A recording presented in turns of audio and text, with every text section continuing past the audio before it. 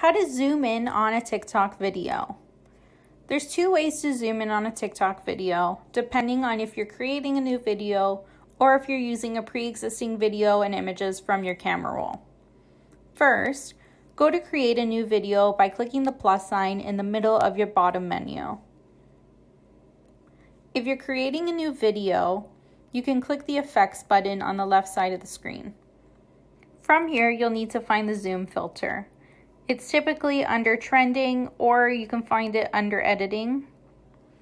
It looks like this. Then tap the screen to where you want the zoom to happen. And then you can click record to record the zoom.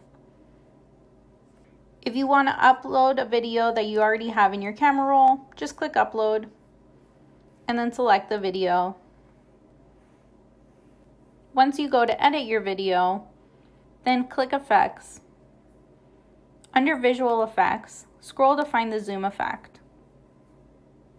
Move the video marker to where you want the zoom to occur, and then hold down zoom for as long as you'd like it to appear.